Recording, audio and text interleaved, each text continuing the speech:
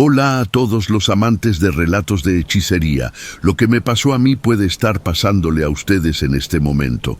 Manténganse atentos a las señales y nunca duden, porque la magia negra es algo serio. Comenten sobre mi historia e inscríbanse en el canal para ayudar a nuestra comunidad a crecer. Mi nombre es Lucas. Tengo 32 años. Y la historia que voy a contar aquí es tan surrealista, tan perturbadora y al mismo tiempo tan verdadera que durante mucho tiempo no tuve el coraje de compartirla con nadie. Pero llegó el momento en que necesito hablar sobre esto, porque creo que otras personas necesitan saber que cosas imposibles de creer suceden todos los días, escondidas en los callejones de las ciudades, en las habitaciones de personas que parecen normales, pero que cargan intenciones tan sombrías que logran contaminar vidas enteras. Yo vivo en Belo Horizonte, Minas Gerais. Nací allá, crecí en esa ciudad que respira historia en cada esquina, que tiene el Pan de Azúcar y la Sierra de la Moneda como testigos silenciosos de tantas historias de vida. Soy ingeniero civil, trabajo hace 10 años en la misma empresa, tengo un salario estable, una vida que muchos considerarían envidiable. Pero ninguna de esas cosas importó cuando todo comenzó a desmoronarse. Conocí a mi esposa, Camila, en una fiesta de amigos en común en 2021. Ella tenía 28 años en ese momento. Cabello castaño largo que caía por su espalda, una sonrisa que iluminaba cualquier ambiente y una risa contagiosa que hacía que cualquiera a su alrededor se sintiera mejor. Ella era profesora de inglés en una escuela privada. Tenía pasión por lo que hacía. Soñaba con viajar a Estados Unidos para hacer un curso de especialización.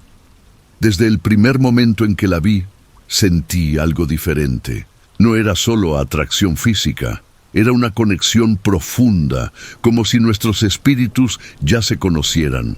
Camila tenía una mejor amiga llamada Fernanda. Se conocían desde 5º grado, casi 20 años de amistad. Fernanda era hermosa, no puedo negar eso. Tenía cabello rubio natural, ojos azules, un cuerpo esculpido que ella cuidaba obsesivamente en un gimnasio, ropa cara que indicaba una renta familiar considerable. Su padre era empresario, dueño de algunas tiendas de ropa en centros comerciales de Belo Horizonte. Fernanda trabajaba como gerente en una de esas tiendas, pero en realidad no hacía casi nada. Pasaba el tiempo coqueteando con clientes, delegando tareas a las empleadas y saliendo temprano para encuentros que ella nunca explicaba bien. Cuando comencé a salir con Camila, Fernanda estaba siempre cerca. Al principio me pareció natural. Después de todo, eran mejores amigas. Era esperado que ella quisiera conocer al nuevo novio de su amiga. Pero con el tiempo comencé a notar algo extraño. Fernanda siempre encontraba una forma de estar a mi lado, de tocar mi brazo mientras reíamos, de inclinarse cerca de mí cuando conversábamos en grupo, de enviarme mensajes en WhatsApp con bromas privadas o memes que ella creía que yo adoraría. Camila no decía nada, pero yo percibía una molestia en sus ojos. Ella nunca se quejaba directamente, pero noté que sus conversaciones con Fernanda se hicieron menos frecuentes, que ella comenzó a poner excusas para no salir cuando Fernanda la llamaba. Esto fue creando una distancia entre las dos, y yo me sentía culpable por eso. Yo no había hecho nada malo, pero aún así la culpa me consumía. 3 años después, en 2024, Camila y yo nos casamos. Fue una boda pequeña, íntima, solo con familia cercana y amigos verdaderos. Fernanda fue invitada, por supuesto. Fue dama de honor, de hecho. Camila insistió en eso, a pesar de toda la tensión que había entre ellas. Mi esposa es una persona de buen corazón. Ella no puede guardar rencor a nadie, y esa es una de las cosas que más amo de ella. El día de la boda, recuerdo haber visto a Fernanda observándome durante toda la ceremonia. No era una mirada de alegría o de apoyo, era una mirada de deseo, odio, envidia. Yo no sabía exactamente, pero era perturbadora. Cuando el sacerdote preguntó si había alguien que se opusiera a la unión, hubo un silencio extraño.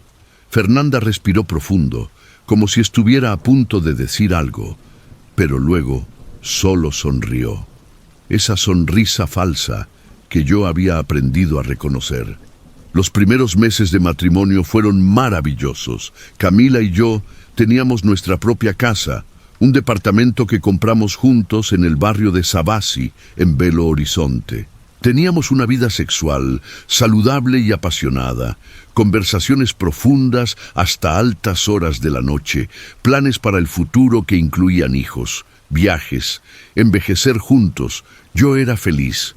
Por primera vez en mi vida, yo realmente era feliz. Pero entonces, todo comenzó a cambiar. Todo comenzó con cosas pequeñas.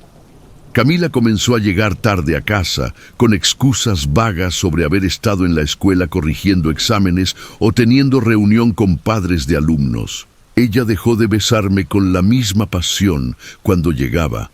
Solo un rápido beso en la mejilla mientras corría a la ducha. Nuestras noches de amor se volvieron cada vez más raras. Cuando yo intentaba iniciar algo, ella decía que estaba cansada, que le dolía la cabeza, que no se sentía bien. Yo intenté conversar con ella sobre esto. Le pregunté si había algo mal, si yo había hecho algo que la lastimara. Ella siempre lo negaba.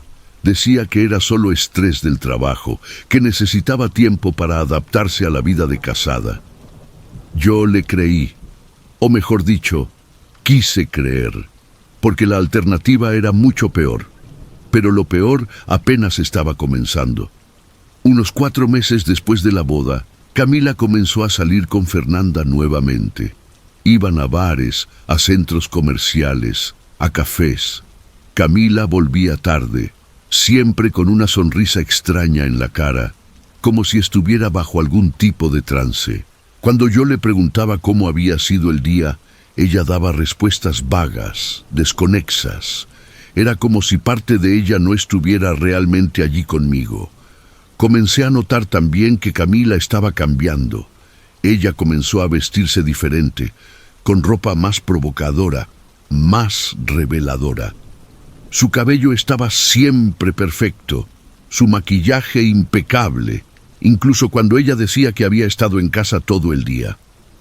Ella comenzó a pasar horas en el espejo, algo que ella nunca había hecho antes. Ella comenzó a hacer cosas extrañas también, como dejar velas encendidas en diferentes cuartos de la casa, poner plantas en lugares específicos, dibujar símbolos extraños en papeles que ella guardaba debajo del colchón. Sí, yo encontré esos papeles. Y sí, yo sentí ese frío en la espina dorsal al verlos. Un día, mientras Camila estaba en el trabajo, yo estaba en home office buscando un calcetín que había desaparecido en la lavandería cuando mi mano golpeó algo debajo del colchón. Era un cuaderno pequeño, con la tapa negra y un símbolo dibujado en oro que yo no reconocía. Lo abrí con las manos temblando. Las páginas estaban llenas de nombres. Mi nombre estaba allá, repetido varias veces, con líneas dibujadas alrededor de él, con palabras en un idioma que yo no comprendía. Había fechas, horas específicas, instrucciones que parecían rituales. Y en varias páginas había el nombre de Fernanda, siempre apareciendo junto con instrucciones de cómo abrir mi corazón, cómo alejarme de influencias negativas, cómo traerme de vuelta a los brazos correctos. Mi corazón se aceleró. Mis manos comenzaron a sudar. Yo leía aquello 1, 2, 3 veces, intentando procesar lo que estaba viendo. Esto no era posible. Camila era una mujer racional, educada, una profesora respetada. Ella no podría estar envolvida en algo así. Pero las evidencias estaban allá, en mis manos. Cerré el cuaderno y lo puse de vuelta exactamente donde lo había encontrado. Mi mente giraba a 1000. Yo necesitaba saber qué estaba pasando. Yo necesitaba entender si mi esposa se había envuelto en algo peligroso o si ella era una víctima también. Esa noche, cuando Camila llegó a casa, yo intenté actuar normalmente. La besé, le pregunté cómo había sido su día, me ofrecí para hacer la cena, pero por dentro yo estaba destrozado. Yo observaba cada movimiento de ella, cada palabra que decía, intentando encontrar pistas de quién ella realmente era en ese momento. «Amor, ¿estás bien?», ella preguntó, notando algo extraño en mí. «Estás muy callado». «Estoy bien», mentí, «solo cansado del trabajo». Ella sonrió, pero había algo vacío en esa sonrisa. Era como si la mujer con la que me había casado estuviera desapareciendo lentamente, siendo reemplazada por alguien que yo no reconocía. Esa noche, mientras ella dormía, yo salí de la cama cuidadosamente y fui a la sala. Agarré mi celular y comencé a buscar información sobre macumba, hechicería, rituales de magia negra. Pasé horas leyendo historias de personas que afirmaban haber sido víctimas de rituales, de personas que decían que sus vidas fueron completamente alteradas por magia negra. Muchas historias eran claramente inventadas, pero algunas tenían detalles tan específicos, tan perturbadores, que yo no podía ignorarlas. Yo descubrí que existen rituales específicos para separar parejas, para amarrar a una persona, para hacer que alguien se enamore de ti. Descubrí que esos rituales involucran objetos personales, palabras de poder, invocaciones a entidades de las sombras. Descubrí que, según las creencias de muchas culturas, especialmente en la cultura afro-brasileña, la magia negra es real y poderosa.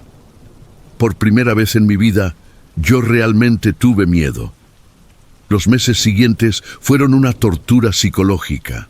Yo vivía en un estado constante de ansiedad, analizando cada comportamiento de Camila, buscando evidencias de que ella estaba envolvida en algo sobrenatural. Yo no dormía bien, me despertaba en medio de la noche con pesadillas perturbadoras. Pasaba horas en internet leyendo sobre magia negra y rituales de hechicería. Mi trabajo comenzó a sufrir. Yo era ingeniero civil, responsable de gerenciar proyectos de construcción en todo Belo Horizonte. Pero mi concentración había desaparecido. Cometí errores en cálculos, perdí plazos, olvidé reuniones importantes. Mi jefe, señor Augusto, un hombre de 55 años que siempre había confiado en mí, comenzó a cuestionar mi desempeño. «Lucas, no estás bien», él dijo en una reunión privada en su oficina.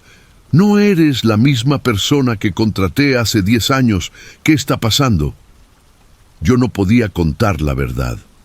¿Cómo podría explicarle a mi jefe que yo sospechaba que mi esposa me estaba hechizando?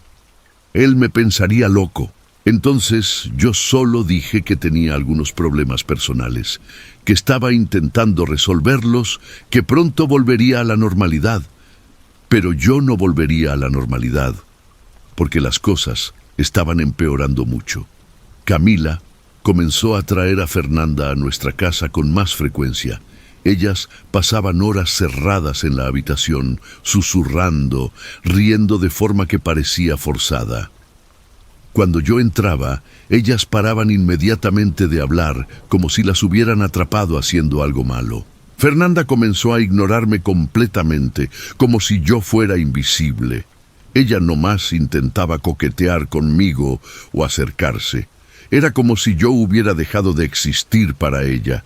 Eso era aún más aterrador que antes. Un día, mientras Camila estaba en el trabajo y yo estaba en home office, Fernanda apareció en nuestra puerta. Ella dijo que había venido a buscar un libro que Camila le había prometido prestarle. Yo la dejé entrar, ofrecí café, intenté ser educado. Pero mientras ella buscaba por el libro en la habitación, yo la vi poner algo debajo del colchón. Cuando ella se fue, yo corrí a verificar qué era. Era una muñeca de tela, hecha de forma tosca, con cabellos que parecían ser míos, porque eran míos, arrancados de mi cepillo de dientes. y con alfileres clavados en su pecho, su corazón, su cabeza. Había también un papel enrollado alrededor de la muñeca, con mi nombre escrito en rojo, rodeado por símbolos que yo no comprendía. Yo sentí que el piso desaparecía bajo mis pies, mis piernas se debilitaron. Yo me sentí como si estuviera teniendo un infarto. Esto era real, esto era absolutamente real. Mi esposa y su mejor amiga me estaban hechizando. Esa noche yo confronté a Camila. Yo no pude controlarme. Le mostré la muñeca, el papel, el cuaderno que yo había encontrado semanas atrás. Esperaba rabia, negación, una pelea, pero lo que yo recibí fue peor. Camila simplemente lloró. Ella se sentó en el sofá y lloró, con un llanto profundo, desesperación, como si estuviera liberándose de algo que la aprisionaba hace mucho tiempo. Yo no quería hacer esto. Ella dijo entre sollozos: Lucas, yo juro que no quería.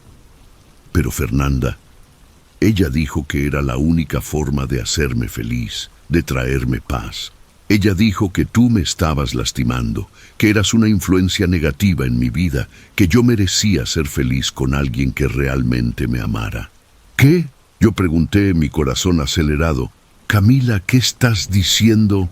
Fernanda tiene magia, Lucas. Ella conoce personas que trabajan con magia. Ella me llevó a conocer a una mujer, una rezandera o una bruja. Yo no sé exactamente qué es ella.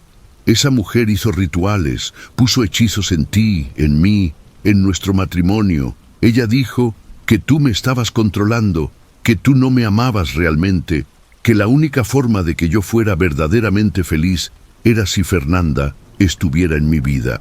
Yo sentí como si el mundo estuviera inclinándose.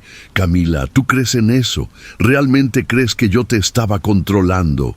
¡No!, ella gritó, sus ojos rojos de tanto llorar. ¡No, Lucas, yo no creo! Pero mientras yo estaba bajo el efecto de los rituales, sí, yo creía.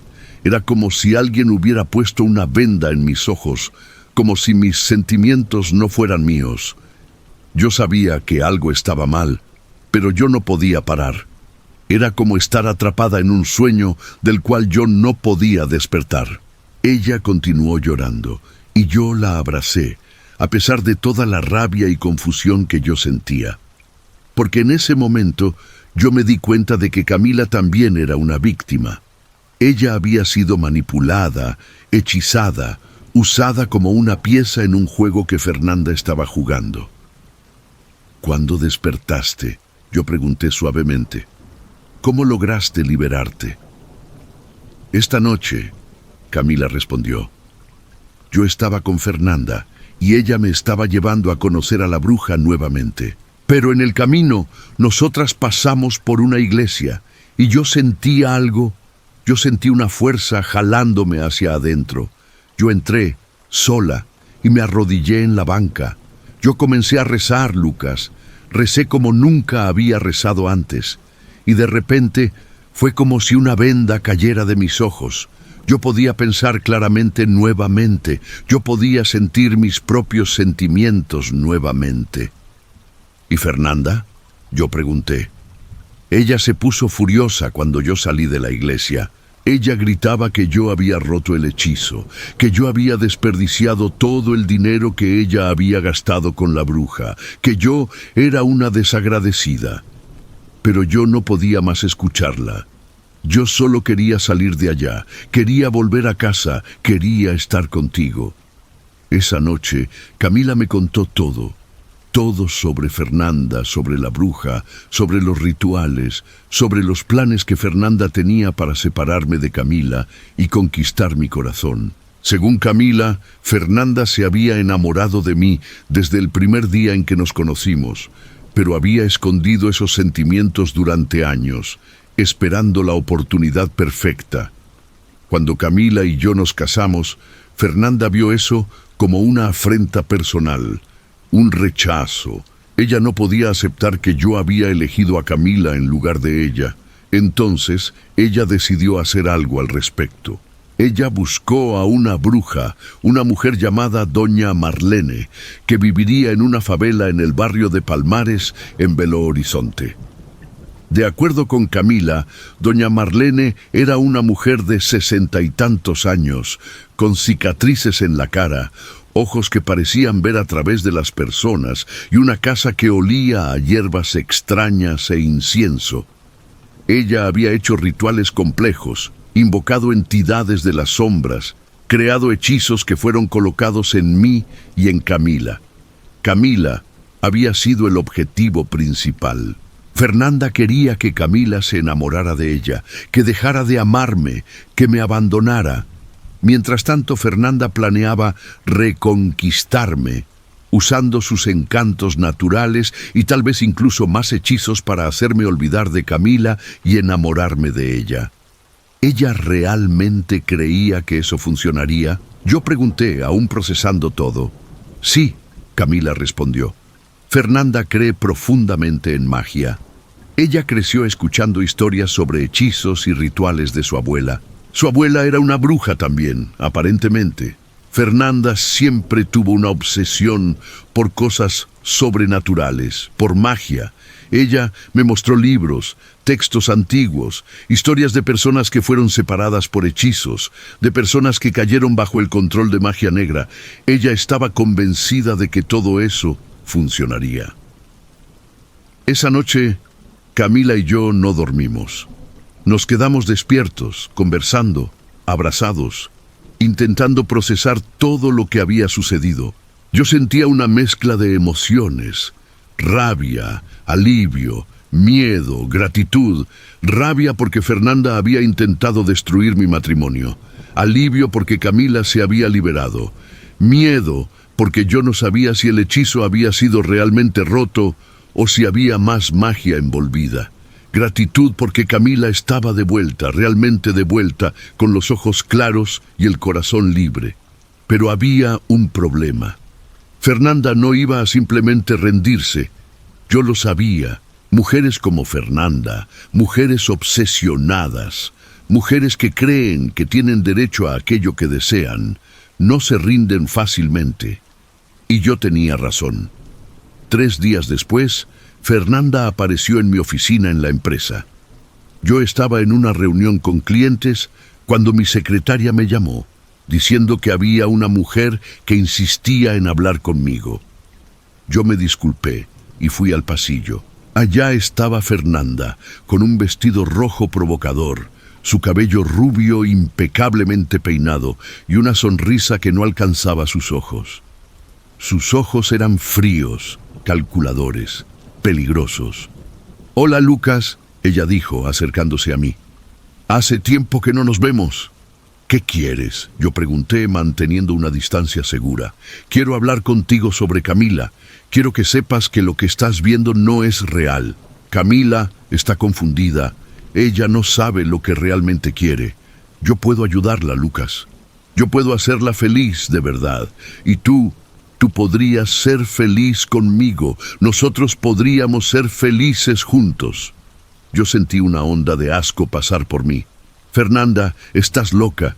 Tú hechizaste a mi esposa. Intentaste destruir mi matrimonio. ¿Cómo esperabas que reaccionara? Hice todo eso por amor».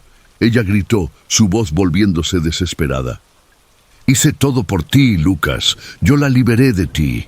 Intenté mostrarte que nosotros estamos hechos el uno para el otro». «Tú no hiciste nada por amor», yo dije frío. «Hiciste por obsesión, por celos, por una necesidad enferma de controlar a las personas». «Fernanda, yo quiero que salgas de mi vida. No quiero verte más, no quiero escucharte más. Si te acercas a mí o a Camila nuevamente, voy a ir a la policía».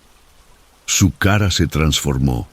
Sus ojos se llenaron de odio, de una rabia pura y destructiva. «Te vas a arrepentir de esto, Lucas. Vas a suplicar por mí. Doña Marlene va a hacerte suplicar». Con eso, ella se giró y salió del edificio, dejando un rastro de perfume caro y una sensación de pavor que me atormentó por el resto del día. Esa noche le conté a Camila sobre el encuentro con Fernanda. Ella empalideció, sus ojos llenándose de lágrimas de miedo.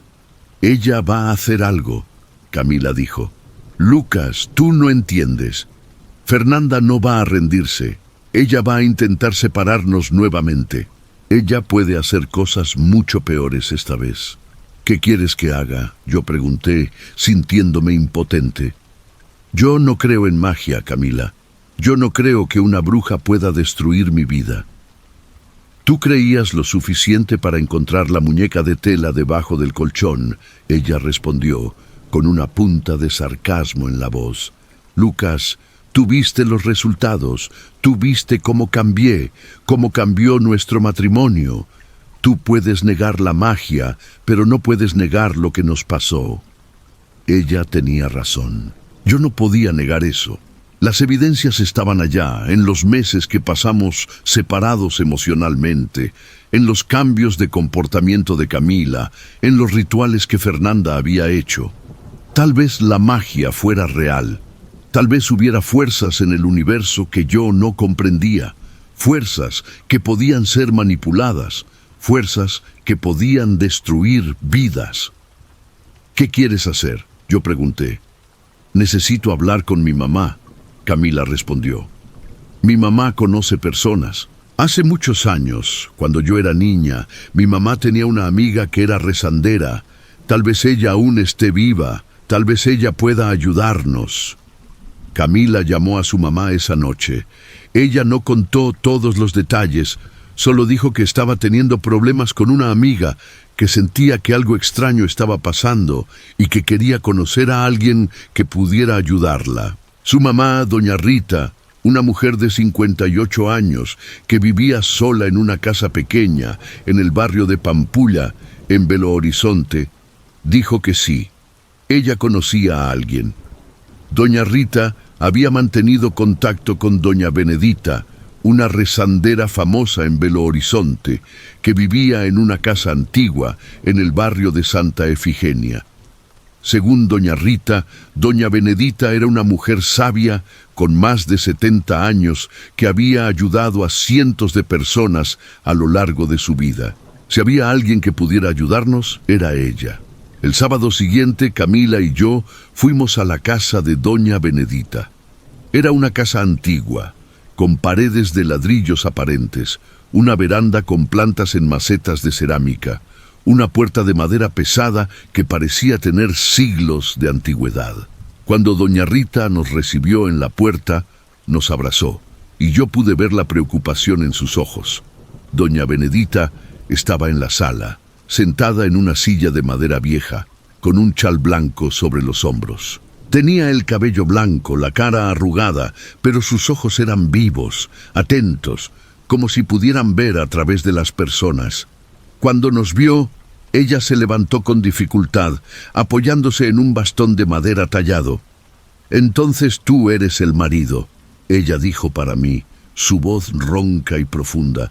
«Tú eres aquel que está sufriendo con la magia negra». Yo quedé sorprendido. Yo no había dicho nada sobre mí. «¿Cómo lo sabes?», yo pregunté. «Yo veo», ella respondió simplemente. «Yo veo las sombras alrededor tuyo, Lucas. Ellas están colgando en ti como una capa de plomo. Tú estás cargando el peso de hechizos antiguos, de envidia, de obsesión. Pero tú eres fuerte. Tú lograste mantenerte de pie a pesar de eso». Ella se sentó nuevamente y nos invitó a sentarnos también.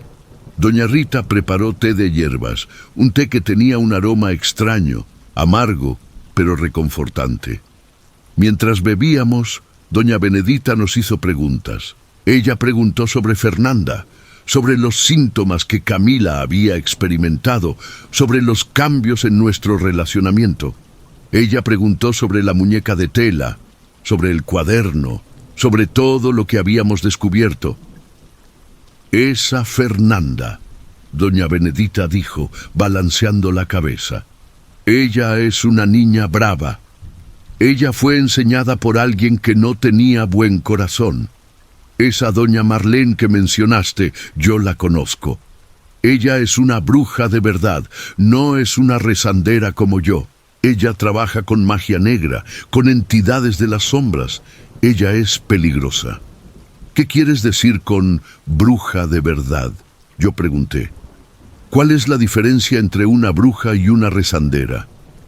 Una rezandera, doña Benedita explicó, es alguien que usa la fe, la oración, las hierbas para curar y proteger a las personas.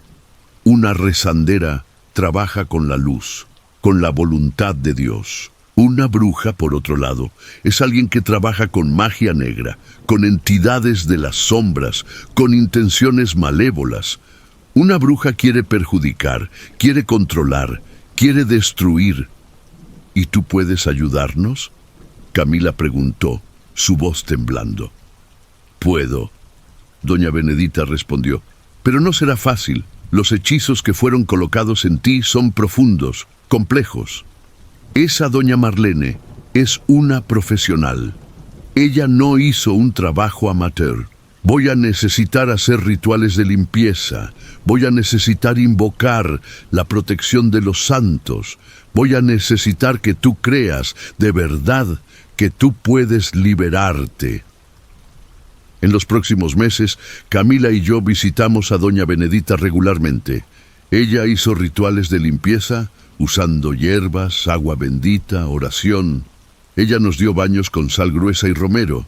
Ella hizo sahumerios en nuestra casa con romero y ruda.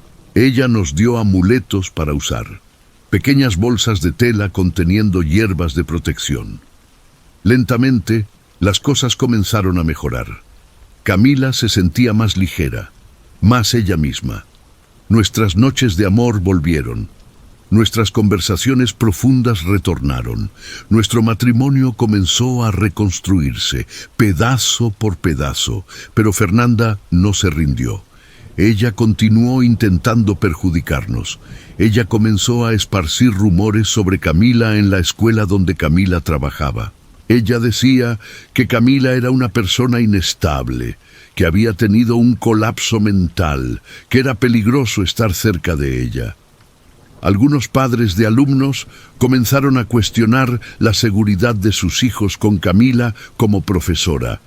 La dirección de la escuela, preocupada por posibles demandas y reclamaciones, decidió alejarla temporalmente mientras investigaban las acusaciones. Camila quedó devastada. Ella amaba enseñar, amaba a sus alumnos, y ver su reputación profesional siendo destruida por mentiras fue casi tan perjudicial como los hechizos en sí. Yo, por mi parte, comencé a notar cambios extraños en el trabajo también. Proyectos que yo había gerenciado perfectamente comenzaron a tener problemas inexplicables. Estructuras que debían estar correctas presentaban fallas. Plazos que yo había cumplido religiosamente comenzaron a ser perdidos. Mi jefe, señor Augusto, que antes confiaba en mí ciegamente, comenzó a cuestionar mi competencia. Después descubrí la verdad. Fernanda había contratado a un ingeniero que trabajaba en la misma empresa para sabotear mis proyectos. Ella lo había pagado una cantidad considerable para eso. Cuando confronté a ese hombre, él admitió, avergonzado, que Fernanda lo había abordado en un bar, había seducido información sobre mi trabajo de él, y después había ofrecido dinero para que él cometiera pequeños errores que me perjudicaran profesionalmente. La rabia que yo sentí en ese momento fue casi incontrolable. Fernanda no estaba solo intentando separarnos mágicamente. Ella estaba intentando destruir nuestras vidas de forma sistemática, en todos los niveles posibles. Ella estaba atacando nuestros relacionamientos, nuestras carreras, nuestra salud mental. Yo fui a la policía, conté todo. Los hechizos, la muñeca de tela, el cuaderno, el sabotaje en el trabajo, los rumores esparcidos en la escuela de Camila. El delegado me escuchó con una expresión que oscilaba entre la compasión y el escepticismo. Él no podía hacer nada sobre los hechizos, por supuesto, pero podía investigar el sabotaje y la difamación. La policía abrió una investigación. Ellos entrevistaron a Fernanda, quien negó todo con una calma perturbadora. Ella dijo que Camila era una amiga que se había vuelto inestable, que ella estaba solo preocupada por ella, que los rumores no eran rumores, eran preocupaciones legítimas. Ella negó haber pagado a alguien para sabotear mi trabajo. Ella negó haber visitado mi casa para poner la muñeca de tela. Pero las evidencias comenzaron a acumularse. El ingeniero que había sido pagado para sabotear mi trabajo acordó testificar. Los mensajes de WhatsApp entre él y Fernanda fueron recuperados. Los rumores que ella había esparcido fueron documentados por padres de alumnos que habían reclamado en la escuela. Mientras tanto, Camila y yo continuábamos visitando a doña Benedita. La rezandera nos dijo que Fernanda había aumentado la intensidad de sus ataques mágicos. Según doña Benedita, Fernanda había vuelto a doña Marlene, la bruja, y había pedido hechizos aún más poderosos, más destructivos. Esa niña está posesionada por la envidia, doña Benedita nos dijo en una de nuestras visitas. La envidia es una emoción tan poderosa, tan corrosiva, que ella puede abrir puertas para entidades muy oscuras. Yo siento una presencia alrededor de ella, Lucas. Yo siento una sombra que no es de ella. Algo la está usando. ¿Quieres decir que ella está posesionada? Yo pregunté, sintiendo un frío en la espina dorsal. No exactamente posesionada, doña Benedita aclaró, pero influenciada, fuertemente influenciada por una entidad de las sombras. Esa entidad se alimenta de la rabia, la envidia, el deseo de venganza de Fernanda. Cuanto más Fernanda alimenta esos sentimientos, más fuerte esa entidad se vuelve y más ella influencia las acciones de Fernanda. Camila agarró mi mano, temblando. ¿Qué podemos hacer?, ella preguntó. Ustedes necesitan protegerse, doña Benedita respondió. Ustedes necesitan fortalecer su fe, su conexión con lo divino. Ustedes necesitan rezar, creer que son más fuertes que cualquier magia negra. Y ustedes necesitan alejarse de esa niña completamente. Ningún contacto, ninguna comunicación. Ustedes necesitan cortarla de sus vidas como se corta un miembro gangrenado. Esa noche, Camila y yo discutimos sobre lo que doña Benedita había dicho. Nosotros decidimos que era hora de tomar una acción más drástica. Nosotros necesitábamos no solo protegernos mágicamente, sino también legalmente y socialmente. Camila escribió una carta formal para Fernanda, informándola que nuestro relacionamiento había terminado, que ella no era más bienvenida en nuestras vidas, en nuestra casa o en cualquier lugar donde estuviéramos. La carta fue entregada por un abogado, con testigos, dejando claro que cualquier intento de contacto futuro sería considerado acoso. Yo, por mi parte, trabajé con la policía para garantizar que la investigación contra Fernanda fuera tomada en serio.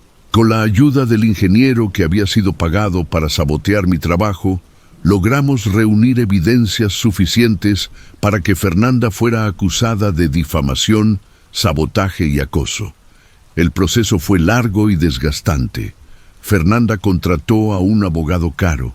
Intentó negar todo, intentó girar las cosas contra nosotros.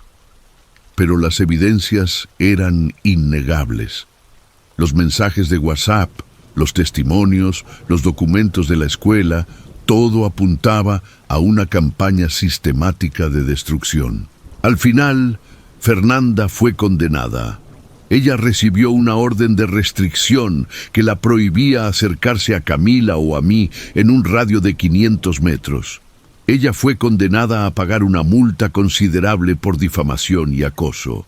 Su nombre fue asociado públicamente a esas acusaciones, lo que perjudicó su reputación social y profesional. Pero lo más interesante fue lo que pasó después de la condena.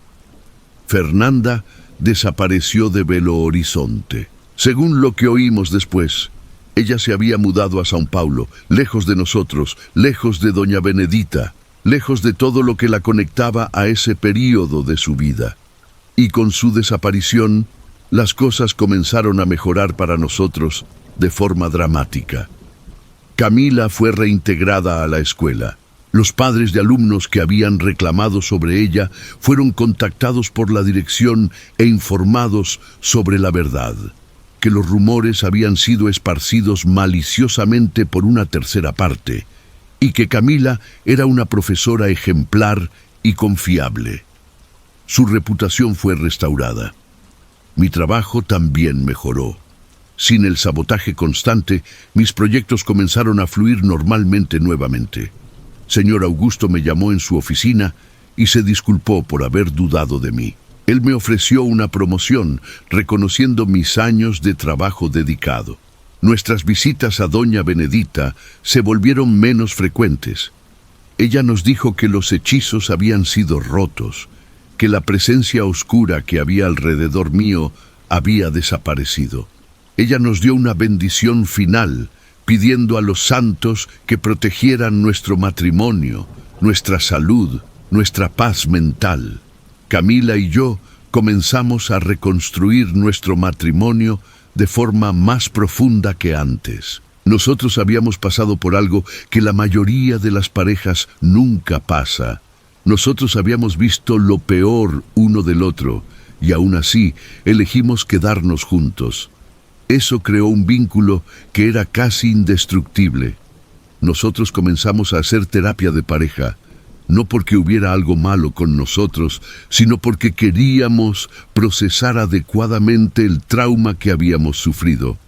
Nuestra terapeuta, una mujer llamada Doctora Fernanda, irónico, yo sé, nos ayudó a entender cómo el trauma había afectado nuestro relacionamiento, cómo la manipulación de Fernanda había dejado cicatrices emocionales.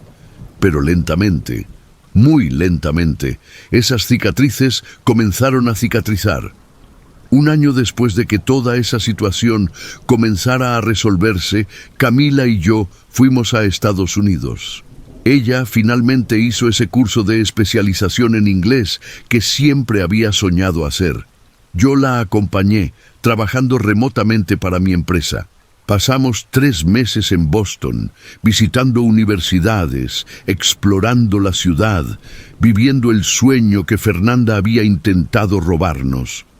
Cuando volvimos a Belo Horizonte, nosotros nos sentíamos renovados. Nosotros habíamos sobrevivido a algo que podría habernos destruido. Nosotros habíamos vencido no solo la magia negra, sino también la malicia humana, la obsesión, la envidia. Hoy, 3 años después de que todo eso sucediera, Camila y yo estamos esperando nuestro primer hijo. Nosotros compramos una casa más grande, en un barrio seguro, lejos de Palmares, lejos de Santa Efigenia, lejos de cualquier lugar que pudiera estar conectado a Fernanda o a doña Marlene. Nosotros aún visitamos a doña Benedita ocasionalmente, no porque creamos que aún hay hechizos, sino porque ella se volvió una amiga querida, una mentora espiritual. Ella nos bendice, nos protege, nos guía. ¿Y qué hay de Fernanda? Bueno, oímos decir que ella está en Sao Paulo, que ella se casó, que está intentando reconstruir su vida. Yo no siento rabia hacia ella más. Yo siento lástima. Lástima de una mujer que fue tan consumida por la envidia y la obsesión que perdió todo lo que importaba. La historia que conté aquí es verdadera. Cada detalle, cada emoción, cada momento de desesperación y esperanza. Yo la cuento ahora porque creo que otras personas necesitan saber que cosas imposibles de creer suceden todos los días. Que la magia, sea ella real o psicológica, puede tener un impacto devastador en nuestras vidas. Que la obsesión y la envidia pueden transformar personas en monstruos. Pero también cuento esa historia porque quiero que las personas sepan que es posible recuperarse, es posible vencer, es posible reconstruir una vida que fue destruida. Todo lo que necesitan es fe, apoyo, determinación y tal vez una rezandera sabia que pueda guiarlos a través de las sombras. Mi nombre es Lucas y esta es mi historia.